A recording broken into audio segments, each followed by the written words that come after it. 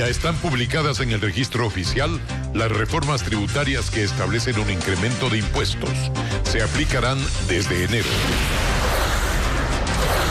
Mientras bloques parlamentarios de oposición buscan acciones a tomar contra esta ley tributaria. El presidente de la República, Guillermo Lasso, anunciará esta noche las medidas que se adoptarían para controlar el ingreso de la variante Omicron del COVID-19 a nuestro país. Un policía es interceptado por sicarios y acribillado con 36 impactos de bala. Ocurrió en Milagro, Guayas. En el auto del agente se encontraron $1,800. El Ministerio de Transporte denuncia ante la Fiscalía presunto terrorismo por el uso de agua y explosivos en la cima de un cerro para provocar deslaves en la vía Cuenca-Molleturo. Las noticias en Televistazo con Alfonso Espinosa de los Monteros.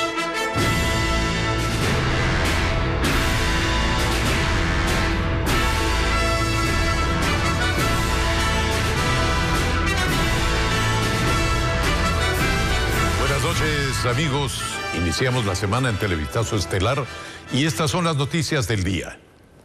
El presidente Guillermo Lasso envió este lunes al registro oficial la Ley de Desarrollo Económico y Sostenibilidad Fiscal con las nuevas reformas tributarias. El proyecto del Ejecutivo no fue negado ni aprobado en la Asamblea y al final la abstención del movimiento UNES facilitó que tampoco fuera archivado. En la Asamblea se ha hablado este fin de semana de supuestos pactos y componendas políticas, pero el correísmo negó que haya algún acuerdo con el gobierno. Paul Romero con el informe. La propuesta de desarrollo económico y sostenibilidad fiscal que crea nuevos impuestos ya es ley de la República, una vez que el presidente Guillermo Lasso envió el cuerpo legal al registro oficial y fue publicado. El presidente de la República ha firmado ya este decreto ley, el proyecto, que no fue ni aprobado, ni negado, ni modificado. Vencidos los 30 días de plazo por ser una ley económica urgente, las reformas tributarias entraron en vigencia tal como propuso el Ejecutivo. Esto en medio de denuncias sobre supuestas componendas políticas, especialmente del correísmo, que se abstuvo de votar por el archivo de la ley. Y lamentablemente vimos las abstenciones de la bancada de UNES, que claramente se puede evidenciar un pacto perverso con el gobierno para que este proyecto de ley pueda ingresar por el ministerio. El correísmo tardó en reaccionar. En la mañana cancelaron una rueda de prensa, pero finalmente respondieron a estas declaraciones.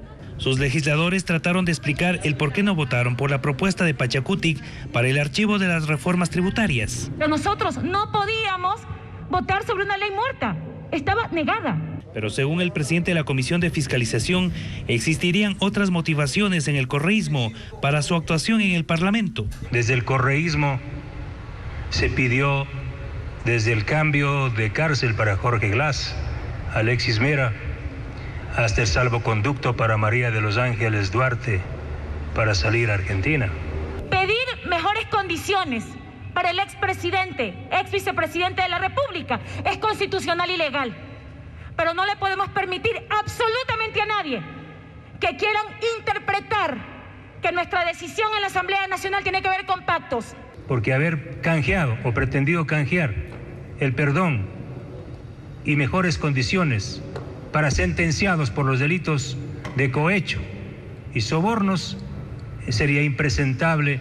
Los bloques de Pachacutic e Izquierda Democrática anunciaron que presentarán un proyecto para la derogatoria de la ley. Voy a conversar con el jefe de la bancada de Pachacutic para ver si lo hacemos de manera conjunta para poder derogar de manera integral este mamotreto. El proyecto será presentado en los próximos días. La reforma tributaria establece que las personas cuyo sueldo mensual sea de $2,000 en adelante paguen un mayor impuesto a la renta. También plantea una reducción en el momento para deducción de gastos personales. Analistas económicos consultados por Televistazo expresan su preocupación porque consideran que la normativa afectará al consumo y a la demanda. Con Juan Carlos Aisprú, algunos criterios. La reforma tributaria está vigente tal como le envió el Ejecutivo a la Asamblea hace un mes. Es por ello que desde el próximo año las personas que ganen más de $2.000 mensuales, es decir, $24.000 al año, pagarán más impuesto a la renta. Revisemos algunos ejemplos. Con un sueldo de $2.100, la persona pagaba $189 de impuesto a la renta. En 2022 tendrá que tributar $466 al año. Con un sueldo de $3.000, cuyo impuesto a la renta es de $840, el próximo año será de unos $1.840. Retira dinero del bolsillo de los ciudadanos y de las empresas. Eso reduce la capacidad de consumo, la capacidad de ahorro, de inversión, y eso reduce también la velocidad de la recuperación económica. En una familia, por ejemplo, el jefe de hogar, con un sueldo de $3.000, sí tendría que pagar más impuesto a la renta, mientras que si en otros casos el padre gana $1.500 mensuales y la madre una cifra similar, sumando ambos $3.000 mensuales, no pagarán impuesto a la renta. Las políticas económicas que se están adoptando van en contra de esta etapa de contracción económica. Cuando hay contracción económica, lo que se debe hacer es estimular la economía. Menos impuestos, menos tasas de interés para que el ciudadano común tenga más disponibilidad de efectivo para consumir. El gobierno señaló que este incremento del impuesto a la renta afectaría a un mínimo porcentaje de la población económicamente activa, cerca de 300.000 personas. Pero los analistas creen que el impacto será para más ecuatorianos. Entonces, la afectación no solamente es a quien recibe el impacto inmediato o quien paga el impuesto, sino toda la cadena y el impacto en el mediano y largo plazo que esto tiene. Afecta al 100% de los ecuatorianos porque la economía es un círculo o virtuoso o vicioso, y hay todos los encadenamientos productivos. Ecuador fue de los países más afectados en el 2020 por la pandemia. Con esta reforma tributaria, el gobierno espera recaudar en 2022 unos $1.900 millones, un monto mayor al que fue acordado con el Fondo Monetario Internacional. Con la vigencia de la ley tributaria surgen propuestas para derogarla o demandar su inconstitucionalidad. Jacqueline Rodas conversó con dos expertos que nos explican si son opciones viables o no. Dos caminos se analizan en la Asamblea para echar abajo la ley tributaria, a través de la derogatoria de la norma o demandando su inconstitucionalidad. En el primer caso, se deberá tramitar como una ley ordinaria que pasará por el Consejo de Administración Legislativa CAL, la comisión especializada y los dos debates en el Pleno. El camino que le toca recorrer pues tiene sus tiempos y obviamente una serie de procesos al interior del Parlamento que se deben observar. Con seguridad no será sino en por lo menos 3 meses y tal vez un poco más. Incluso si cuentan con los votos y se aprueba, el tema no termina en la Asamblea, como lo explica la experta en Derecho Legislativo, Livia Rivas. No habrá que olvidar que al final del día el presidente de la República tiene esta competencia que no la va a perder, aun cuando sea derogatoria, que es de la sanción-objeción. El otro camino es una acción de inconstitucionalidad ante la Corte Constitucional, que tampoco es un procedimiento rápido. Incluso en casos en los cuales la Corte ha dado tratamiento prioritario a alguna causa, pues hay casos en los cuales hasta ahora no se han resuelto. Por lo tanto, estamos hablando al menos de entre 3 y 4 años de demora de trámite en la Corte Constitucional. El constitucionalista Ismael Quintana no ve motivos para que la Corte conceda una acción de este tipo y tampoco para que suspenda la ley con medidas cautelares. Si usted no tiene suspensión provisional de la norma, pues de nada le va a servir la demanda de inconstitucionalidad. Así que en todos estos escenarios, como usted ve, el presidente de la República sale ganándole a la Asamblea Nacional. Queda por ver el fin que tendrán los dos procedimientos anunciados en el Legislativo. Y en un tema de preocupación general, los casos de COVID-19 aumentan sostenidamente en Quito. El hospital del IES Quito Sur, que es el principal para enfrentar la pandemia, ya debió hacer una primera ampliación para atender a los pacientes que llegan a diario. El gobierno analiza la situación y se esperan nuevas medidas. Esta misma noche, el presidente de la República, una vez que terminemos este informativo, estará informando, a través de los medios oficiales, sobre todo, las medidas que está tomando el gobierno frente a esta realidad. Francisco Garcés con la información. Los hospitales empiezan a recibir más pacientes con COVID-19. Es lo que sucede en el del IES Quito Sur. Aquí se reciben 90 pacientes diarios. Evidentemente, estos pacientes que llegan a terapia respiratoria como tal, evidentemente requieren de hospitalización y esta hospitalización ya comienza a ampliarse. La unidad de cuidados intensivos con 10 camas destinadas a pacientes con COVID ya está llena y está por suceder lo mismo con cuidados intermedios y hospitalización. Por lo pronto son 35 pacientes que se encuentran internados. Por ello el hospital empezó a aplicar los planes de contingencia y a ampliar las áreas destinadas a la atención de pacientes respiratorios. Cuando el nivel comunitario no entiende que seguimos en pandemia y que hay que seguir con todos los niveles de bioseguridad, sobre todo el uso de mascarilla, alcohol gel y también el distanciamiento social, obviamente este descenso en las medidas o en las barreras de protección genera una mayor cantidad de contagio y esta cantidad de contagio se ve reflejada en un hospital Quito Sur que vuelve a esta tendencia. La situación también llamó la atención del gobierno. El presidente Guillermo Lasso encabezó varias reuniones para analizar el tema y la posible llegada al Ecuador de la variante Omicron. Las citas en Carondelet hicieron que en 2 ocasiones se suspendan los anuncios que había planificado el COE Nacional sobre el tema y dejarlos en manos del presidente Lasso, que tiene previsto informar las decisiones mediante una red de radios y canales de televisión. El Colegio de Médicos de Pichincha exhortó a las autoridades a que suspendan todos los eventos masivos y que se autorice nuevamente un aforo menor al 50%, tanto en sitios de diversión como en el transporte público. El aumento de casos y el riesgo de la llegada de la variante Omicron se produce días después de que se normalizaron las clases presenciales y de que el gobierno anunció otras medidas como la reapertura de la frontera con Colombia.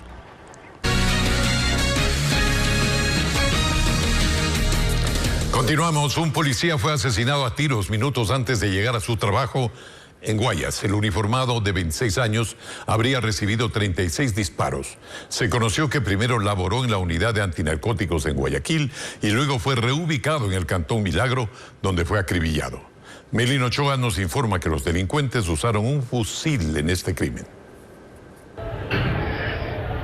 El crimen quedó grabado en cámaras de seguridad. Ocurrió la mañana de este lunes en la Ciudadela Piñas, en Milagro. En el video se evidenció cómo los sicarios a bordo de un carro interceptaron el vehículo blanco en el que iba el agente de policía. De inmediato 2 hombres se bajaron y lo acribillaron con un fusil y un arma 9 milímetros. En el sitio los uniformados encontraron 36 restos de bala. La mayoría impactó en el cuerpo del agente. Probablemente tomó órganos sensibles, hígado, aorta abdominal, algún vaso importante, lo cual le produjo una hemorragia masiva y fallece el paciente antes de llegar al hospital. La víctima fue identificada como Kevin Barreto, de 26 años. Dentro de su carro, los investigadores encontraron $1,800. El hecho se registró minutos antes que el uniformado llegue a su trabajo en el destacamento policial de ese cantón del Guayas. Él pertenecía a la jefatura de antinarcóticos en Guayaquil, pero en junio de este año fue reubicado a Milagro, donde cumplía las funciones de asistente de talento humano. Se identificó que la persona que fue victimada es un servidor policial que trabaja acá en el distrito Milagro. De igual manera se ha conformado las unidades interagenciales acá en territorio con la finalidad de levantar la información y de esa manera poder individualizar a las personas que participarían en este hecho violento que enluta a la Policía Nacional acá del distrito Milagro. La policía está tras la pista del carro dorado sin placas en el que se trasladaban los sicarios.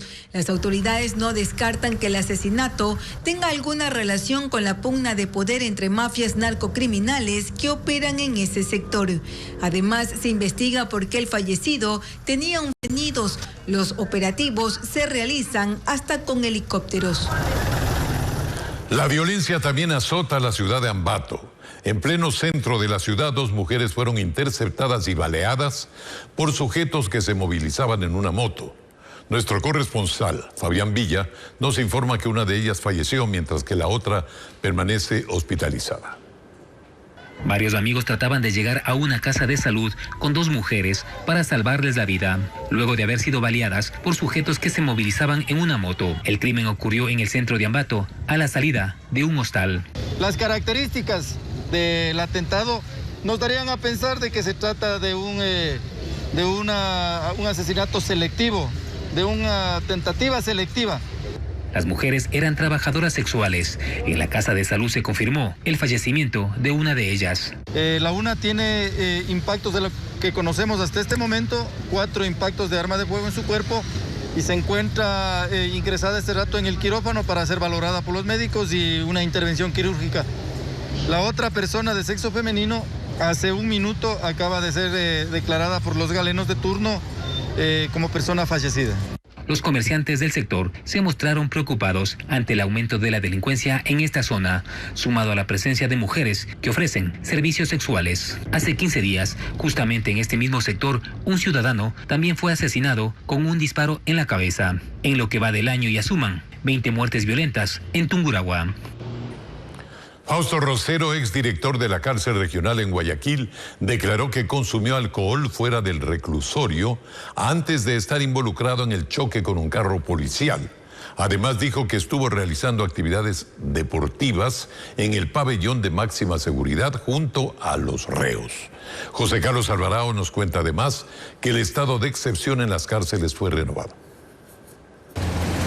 Es Fausto Rosero, exdirector de la cárcel regional Guayas. Momentos después de ser aprehendido en la vía Daule, a pocos kilómetros del centro de reclusión. Él se encontraba en un vehículo junto a otro funcionario del SNAI, quien se habría chocado contra un carro de la Policía Nacional. Las autoridades indicaron que los sujetos se encontraban bajo efectos del alcohol. Un parte policial señaló que la bitácora del centro carcelario registró la salida de Rosero en esta camioneta, momentos antes del incidente. Rosero explicó que estuvo jugando vóley con varios reos en el área de máxima seguridad, bloque donde líderes de bandas como los choneros guardan prisión, pero que consumió apenas 2 cervezas fuera de la cárcel. Luego de haber jugado completamente cansado, si yo me sirvo afuera un par de cervezas con mis colaboradores y de ahí me dirijo a mi casa, no creo que estoy cayendo en nada fuera de lo común, por favor. No creo que estoy cayendo algo que lo puede hacer cualquiera. Es viernes y nos retirábamos a un fin de semana. La situación con los uniformados escaló debido a que, según el mismo comandante zonal de la policía, el propio Rosero se descontroló. Faltamiento de palabra y un intento de agresión física. Estaba con malito de licor, así es. Sin embargo, el exdirector de la regional negó un intento de agresión física y culpó de todo al alcohol. Se había tomado, más de un trago. Es decir, no fueron un par de cervezas, coronel, sí. Yo soy súper malo para el alcohol, como deportista. A mí con un par de vasos de cerveza puedo, pero asimismo descanso un momento y estoy bien. Que yo les haya faltado el respeto físicamente, nunca lo hice. No fue un vestimiento de nuestro vehículo. Rosero fue liberado luego de haber pedido disculpas al servidor policial agraviado frente a un juez, mientras que el conductor se encuentra detenido. El SNAI lo removió del cargo y también a quien lo acompañaba, y encargó la dirección del reclusorio a Mario Augusto Mendieta. Todo esto se da en medio de la renovación por 30 días más del estado de excepción en las cárceles del país, ante las masacres, descontrol e incertidumbre que se ha vivido en estos centros durante 2021. Y un caso extraño, del cual todavía no hay ninguna explicación, se registró en la cárcel regional de Guayaquil. Los agentes retuvieron a 4 mujeres cuando salían de ese reclusorio a bordo de una camioneta de alta gama. Según información policial, las mujeres habrían estado de visita en un pabellón de máxima seguridad desde el mediodía del sábado hasta la tarde del domingo. Durante la revisión del vehículo se encontraron cerca de $15,000. Ellas, junto al conductor, fueron llevadas hasta la fiscalía. Se conoció que después de la audiencia se dispuso la incautación del dinero y que el chofer justifique la procedencia del mismo. En Guayaquil son asesinadas hasta 2 personas por día, según datos de la Policía Nacional. Y solo durante este fin de semana la ola de violencia corroboró esa cifra porque sicarios mataron a 5 personas. En un nuevo informe, la policía junto al gobernador del Guayas señaló los resultados del estado de excepción. Antes del estado de excepción, los homicidios intencionales eran 100. Durante el estado de excepción son 84. Es decir, hay una reducción del 17% de homicidios intencionales. Según esas cifras, en las calles de Guayaquil 2 personas son asesinadas cada día, provocando la desesperación en familias que intentan salvar la vida de sus parientes, como la de ese hombre, al que le propinaron varios disparos en la ciudadela Valdivia, en el sur de la urbe. Fueron 3 detonaciones en contra del ciudadano. Una de ellas fue en el hueso frontal de la cabeza. Pero más sicariatos causaron horror durante este fin de semana.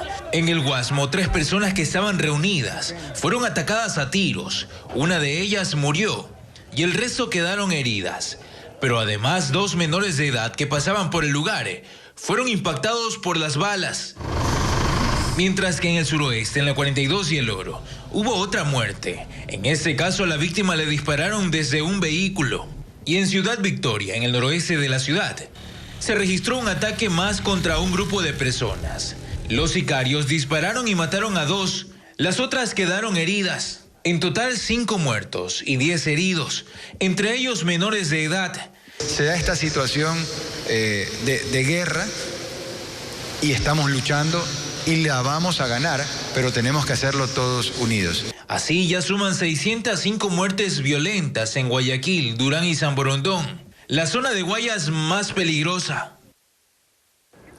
El Ministerio de Transporte presentó en la Fiscalía de la SUAY las pruebas que mostrarían cómo un grupo de personas utilizan agua a presión e incluso explosivos para provocar deslizamientos en el kilómetro 49 de la vía Cuenca-Molleturo. Lo hicieron en una denuncia formal en la que piden que se investigue un presunto caso de terrorismo. Diego Cuenca explica lo que ocurre en esa zona. Hasta la Fiscalía Provincial de la SUAY llegó el subsecretario del Ministerio de Transporte y Obras Públicas. Ahí presentó una denuncia que señala que en el kilómetro 49 de la vía Cuenca-Molleturo, un grupo de personas utiliza mangueras para regar agua en el cerro y provocar deslizamientos de tierra que afectan a la carretera. Parte de las pruebas son los videos que muestran cómo ocasionan los derrumbes. Denunciar como un acto terrorista. Tenemos los audios en los cuales se colocan explosivos. El día de ayer colocaron cantidad de explosivos también en la zona, complicando primero la estabilidad del talud. Segundo, es un área cerca del Parque Nacional Cajas donde no pueden utilizar este tipo de elementos. Los actos vandálicos se ejecutarían en la cima de este cerro, donde las personas que viajan hasta la capital Azuaya tienen que correr los riesgos de subir la montaña para llegar a su destino. Teófilo Parra, inspector del Ministerio de Transporte, acudió al sitio pero fue agredido por los sujetos acusados de terrorismo. Total, llegaron ahí de una, me sorprendieron y me dieron con el palo y me quitaron el celular y se retiraron. El ministro Marcelo Cabrera durante este fin de semana dio la alerta de estos actos que para él serían politizados. Es un hecho criminal y así lo debo decir. Yo afirmo es de que hay el deseo de causar daño, de causar problemas a la colectividad, a los cuencanos y a quienes circulamos por esa vía. La mañana de ese lunes, las autoridades también pidieron la colaboración de las Fuerzas Armadas y la policía para poder resguardar la montaña que se ubica en ese tramo de la carretera, donde los trabajos para rehabilitar la vía empezarán a mediados de diciembre con una inversión de $8 millones.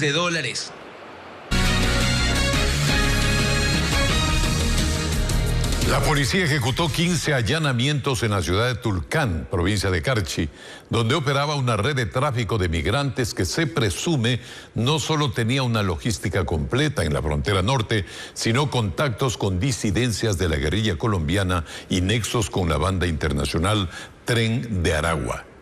Nuestra corresponsal, Paula Andrade, con el tema.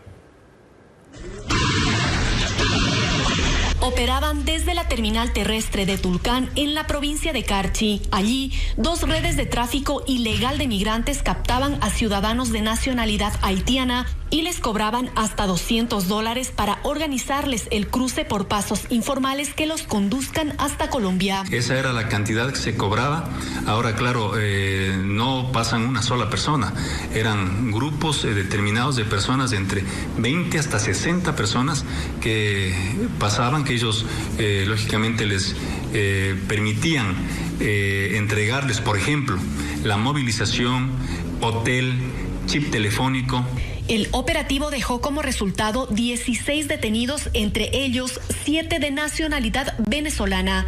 Según la policía, los miembros de esta red delictiva estarían vinculados a la banda internacional denominada Tren de Aragua. Como evidencias tenemos 20 terminales móviles, tarjetas de créditos, documentos que nos van a permitir realizar la investigación pertinente para poder analizar el porqué de las detenciones, dinero en efectivo y una laptop. Además, los aprendidos tendrían conexiones con grupos armados irregulares de Colombia. De acuerdo a las investigaciones realizadas por la Policía Nacional, estos ciudadanos tenían contacto con disidencias de las FARC que operaban en pasos informales donde se cancelaban montos de dinero por cruzar la frontera con los migrantes. Es que estas personas tenían contactos con disidentes guerrilleros de Colombia, con quienes acordaban el paso por las trochas, los caminos ilegales de los migrantes haitianos para que puedan seguir su camino hacia Estados Unidos. Por ahora, la policía continúa investigando los nexos que tienen estas redes de tráfico ilegal de migrantes en la frontera norte. En Ecuador, el decomiso de droga en el mar ha incrementado drásticamente durante el año 2021. Ecuavisa evidenció la captura de 1 tonelada de droga y constató cómo los narcos lanzan la mercancía ilícita al agua. ¿Para qué? Para no ser detenidos. Marilyn Ochoa nos informa también que Manabí hoy es la puerta de salida de la droga que va a los cárteles mexicanos. El 90% de la droga que se captura en el mar ecuatoriano es por las noches. Por ello, en Manabí subimos a un avión de exploración aeromarítima de la Armada. Había información de inteligencia militar que narcos iban a transportar droga. Dentro del avión, este es el corazón de la exploración aeromarítima. Con estas consolas, personal naval detecta e identifica a las narcolanchas y a su tripulación. Contacto sospechoso alto. A los 20 minutos de vuelo y pese a la oscuridad de la noche, la narcolancha fue ubicada a 35 millas de Manta en Manabí. Con equipos de infrarrojo se logra ver cómo 2 personas botaron al agua 30 sacos de yute con más de 1 tonelada de cocaína y luego la dejaron abandonada para huir. Los equipos, sus características nos permiten únicamente tomar o hacer tomas con cámaras que no dan colores. En la noche no hay cómo tener colores, entonces no se puede verificar números, no se puede ver rostros, matrículas, únicamente siluetas. Cuando el avión naval detecta a los narcos, ellos usan la modalidad de arrojar la droga al mar y fugan en lanchas con potentes motores. El avión se queda custodiando el cargamento hasta que lleguen los marinos. Pero, ¿por qué no se siguen a los narcos? Se lo preguntamos al capitán del puerto de Manta. Bien, en el momento que priorizamos capturar a las personas y no cogemos la evidencia que corresponde, eso de ahí hace de que cuando lleguemos a capturarlos, como no hay evidencia física de que fueron parte del narcotráfico, ellos estarían libres en poco tiempo. Recalca que por más que las narcolanchas sean identificadas con el avión militar, las embarcaciones de la Armada demoran en llegar porque el mar ecuatoriano es extenso, pero dice que es algo que no solo pasa en Ecuador. También lo hacen en las costas mexicanas, en las costas centroamericanas, porque evitan de que las personas caigan detenidas para proteger a la organización, porque mantienen el sigilo de la información de qué banda pertenece. El decomiso de droga en el mar ha incrementado drásticamente. En todo el 2019 se decomisó 1 tonelada. En el 2020 subió a 16, mientras que de enero a noviembre del 2021 la cifra supera las 27 toneladas de droga. La mayor cantidad de cocaína es embarcada en las costas de Manabí, considerada como la puerta de salida de la droga que llega hasta los cárteles mexicanos. Gracias por seguir con nosotros. Y en la provincia de Imbabura, la tierra no deja de hundirse en la comunidad San José de Aloburo del cantón Pimampiro, luego del deslizamiento que se registró el pasado 24 de noviembre. Hasta el momento, 26 familias ya han sido evacuadas por la inestabilidad del terreno. Y como nos informa Cristian Tinajero, las pérdidas superan el $500,000. La parte alta de la comunidad San José de Aloburo del cantón Pimampiro parece el epicentro de un terremoto. En ese sector de Imbabura, un deslizamiento de tierra provocado por una falla geológica destruyó 2 hectáreas, donde habían casas y cultivos. Podemos decir que hay 2 tipos de pérdidas. Primero, las personas que se quedaron sin su vivienda, que avanzan a 26 familias, y después el otro grupo de las personas que no tenían su casa aquí, pero hacían su actividad económica. Las pérdidas para mí superan a un análisis ligero el $500,000. El agricultor Ángel Benítez fue uno de los afectados. Con impotencia y resignación nos mostró lo que quedó de sus 3 invernaderos. Solamente en inversión en invernaderos se debe haber tenido unos 30,000. Más la producción y más el terreno. La familia Pupiales, en cambio, tuvo que desmantelar su casa nueva para rescatar algunos materiales que no se destruyeron con el deslizamiento. Para ver si es que con el mismo material se puede reconstruir en algún otro lugar. Los habitantes de San José de Aloburo todavía sienten temor. Dicen que aquí la tierra no deja de hundirse y el movimiento de los escombros es evidencia de ello. Por esa razón, el COE cantonal ordenó la evacuación de todas las viviendas construidas en un radio de 70 hectáreas a la redonda, de donde ocurrió el deslizamiento de tierra inicial. 10 de esas familias fueron llevadas a una escuela de la localidad, convertida en casa de acogida. Lo propio es propio y ahorita estamos, como se dice, en una casa prestada que hay muchas veces incomodidad. Según el alcalde, el municipio de Pimampiro y el Ministerio de Vivienda ya trabajan en un plan de reubicación para los damnificados. 2 hombres fueron abatidos esta mañana en Manta. Ambos estaban dentro de un vehículo cuando sicarios llegaron a dispararles. Nuestra corresponsal Karen Ceballos nos informa que ya suman 180 los asesinatos en Manabí. Sucedió alrededor de las 9:30 de la mañana de este lunes en el barrio 8 de abril en el oeste de Manta. Allí 2 hombres fueron asesinados a tiros dentro de un vehículo que estaba estacionado en la zona. Donde un vehículo procede a dispararle al otro vehículo, producto del cual mueren 2 personas, cada una recibe impactos de bala. Las víctimas tenían 37 y 65 años de edad. Sus cuerpos fueron llevados al centro forense de Manta, mientras que el carro en el que se movilizaban evidencia 6 orificios por el paso de las balas. Se habla extraoficialmente que uno es extranjero. Existen indicios de que así lo determinan, de que tiene otra nacionalidad. La policía investiga los videos de seguridad de la zona. Por su parte, los ciudadanos están preocupados por los recientes crímenes ocurridos en Manta. Se escuchó detonaciones, 6 detonaciones y carros saliendo huyendo. El pique que pegaban, ¿no? Ya en cualquier lugar eligen para matar, ya aquí en Manta es la tierra de nadie. Con estos asesinatos ya se registran 180 muertes violentas en lo que va de este año en la provincia de Manabí.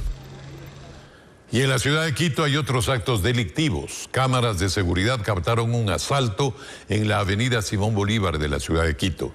Los transportistas hacen un llamado desesperado por más seguridad. Eso es lo que se quiere. Alex Ceballos con el informe. Estos pasajeros viajan tranquilamente por la avenida Simón Bolívar de Quito, sin pensar que entre ellos hay varios delincuentes que están a punto de asaltar la unidad. Primero con una pistola someten al conductor. Luego este otro con un cuchillo amenaza a los pasajeros y procede a pedir sus pertenencias. Hemos sido asaltados por varias ocasiones por un grupo de delincuentes de hasta 12 personas en muchas ocasiones. Ocurrió en la avenida Simón Bolívar, a la altura de la Argelia. Es uno de los pocos asaltos que han podido ser captados con imágenes. Pero según los conductores, el problema es crítico y a diario. Hacen el pedido de más seguridad, más protección para trabajar. Y ahora, amigos, una noticia que es siempre grata: la cercanía de la Navidad. A apenas un día de comenzar diciembre, el sentimiento navideño empieza a inundar el ambiente. Por ejemplo, en Gualaceo, provincia de La Suay, se encendió ya el tradicional árbol navideño en medio de pregones y celebración. Aquí está. Es oficial, la época navideña llegó y en cada lugar del país las tradiciones empiezan a ponerse en marcha. Es costumbre en Gualaceo iniciar las fiestas con un pregón que tiene como parte central la celebración de la misa y luego el encendido de las luces en el árbol y en todo el parque. Y esta vez el árbol que se encendió tiene algo particular. Está cubierto de macana, esa técnica tradicional de tejido con la que se confeccionan chales y prendas de vestir, y de la que Gualaceo se siente particularmente orgulloso. Pero muchas veces pensamos que la macana solamente es un chal, solamente sirve para eso. Nuestras macaneras hacen bufandas, hacen prendas, hacen hasta zapatos de macana. Entonces dijimos, ¿por qué no llevarle a la Navidad, a la decoración de un ambiente navideño? Algo diferente y sobre todo único. Si ustedes gustan, el único árbol con macana a nivel mundial está aquí en Gualaceo, en nuestro cantón. Por lo tanto, vengan, queridas familias, porque también vamos a celebrar el 17, 18, 19, la Ciudad Mundial de la Artesanía. Y sí, oficialmente comienza una época en la que la gente habla de unión y de paz. Por eso el arzobispo de Cuenca dice que sería bueno aprovechar y reconciliarse de verdad. Porque la situación que se vive en el Ecuador es muy dura y solamente Dios, con su gracia, con su poder, puede sacarnos adelante. Las luces, el árbol, la macana estarán adornando Gualaceo hasta el año próximo, aunque la invitación que hace su gente a visitarlo se mantiene abierta siempre, no solo por Navidad. Y hasta aquí las noticias, amigos, y enseguida transmitiremos las declaraciones del presidente Lasso sobre las medidas que se tomarán en el país ante la amenaza de la variante Omicron. Muchas gracias.